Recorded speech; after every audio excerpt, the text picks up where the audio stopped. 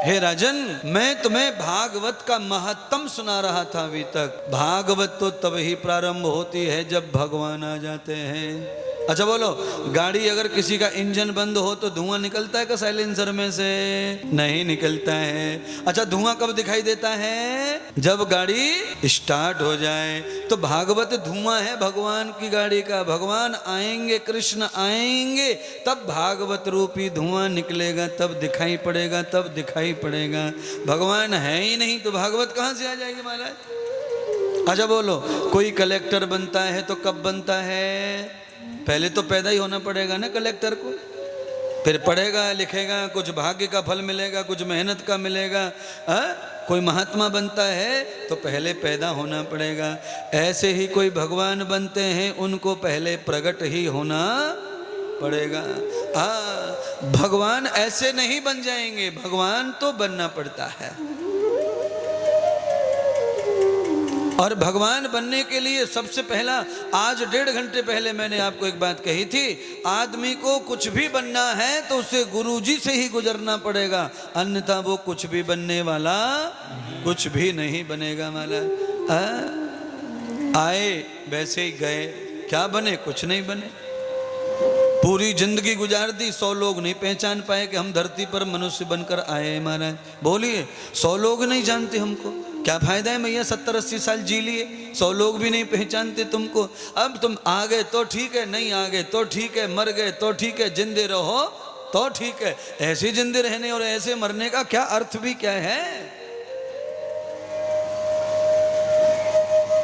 कबीर जी जो कहते हैं उस बात पर अच्छा लगता है। क्या कहते हैं कबीर जी? कैसे मरना चाहिए और कैसे पैदा होना चाहिए कबीर जी बताते हैं। कबीरा जब हम पैदा हुए, हम रोए जग हासे, ऐसी करनी कर चलो, हम हासे जग रोए। हम हंसते हुए जाएं और जग आंसुओं की गंगा बहाए, तब तो मरने में फायदा है, तभी पैदा होने में फायदा है। और ऐसा मरना किस काम को कि मरते से ही लोग कहें भाई बढ़िया भयो या को तो है भाई, बड़ो अच्छो है वो, टेंशन मिट गो। रोज पी के आवे और खरंजा पे गाली देवे, बहन बेटी को ना देखा भाई बढ़िया होगा, ट्रक के नीचे कुचल गो तो। ऐसे मरने का क्या फायदा बताइए महाराज। और सुनिए, मैं जिनके बारे में बताता हूँ ना, सुन सुन के बड़े खुश होते बेचारे। बाबा हमको ही कह रहे है, बाबा हमें ही जाने। अरे भैया, जितने भी पिबक्कड़े खबक्कड़े मैं सबको जानूं महाराज, बिना जाने सबको जानूं, ऐसा समझो। क्योंकि मैं तो हिंदुस्तान को, इस राम की धरती को बचाने के लिए कथा कहता हूँ, बच्चे पालने के लिए कथा करने का कोई उद्देश्य नहीं हमारा। कृष्ण के गीत गाने वाले एक से एक है वृंदावन में, एक से ऐसे हैं कि गोविंद को प्रकट कर दें पर हो नहीं पा रहा है, क्योंकि कोई न कोई बुराई उनमें घुसी पड़ी है महाराज। कोई पी के गाता है, कोई खींच के गाता है, कोई चबा के गाता है। इसीलिए गोविंद कहते हैं कितने भी गाओ, कितने भी गाओ, पर घर चलाना मुश्किल होगा। तुम्हारा यश कीर्ति जब होगा तब हो जाएगा महाराज। एक सूरदास थे बेचारे, जिनकी आंखें नहीं थी, उनके लिए द्वारका से भगवान आते हैं ब्रज में। द्वारका से सूरदास जी के पद सुनने के लिए द्वारका से भगवान पधारते थे महाराज गोविंद।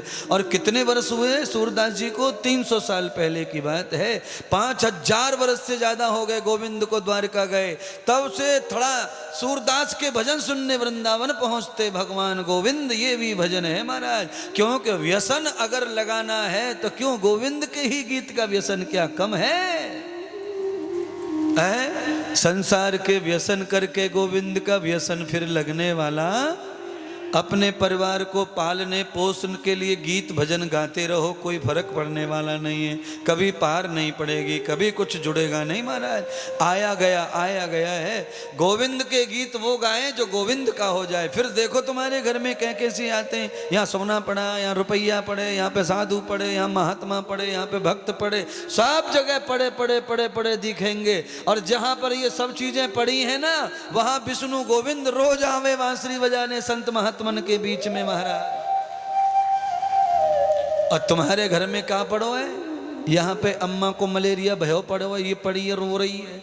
यहाँ पे दादी की खकार खुर खुर कर रही है, ये पड़ी है। वहाँ पे चाचा को छोरा पड़ो, टांग टूट गई है एक्सीडेंट में। यहाँ पे ताऊ को बड़ो छोरा पड़ो है, हारे को लकवा है गो है, ये हाल है। और सबके सब वृंदावन और गोवर्धन की परिक्रमा अमावस्या पूर्णिमा एकादशी देवे, पर टांग टूटने से बाज आते नहीं है महाराज।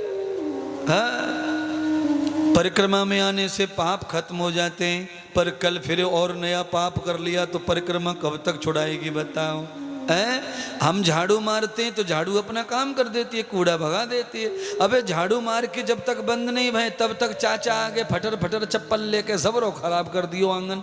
अब झाड़ू क्या करे बताओ? ऐसे परिक्रमा क्या करे बताओ? गोवर्धन की कर ले चाहे वृंदावन की कर ले, जब तक तू परिक्रमा करके पाप छोड़ने का संकल्प नहीं लेगा तब तक टांग फांग टूटा टाटी ये बनी ही बनी रहेगी महाराज।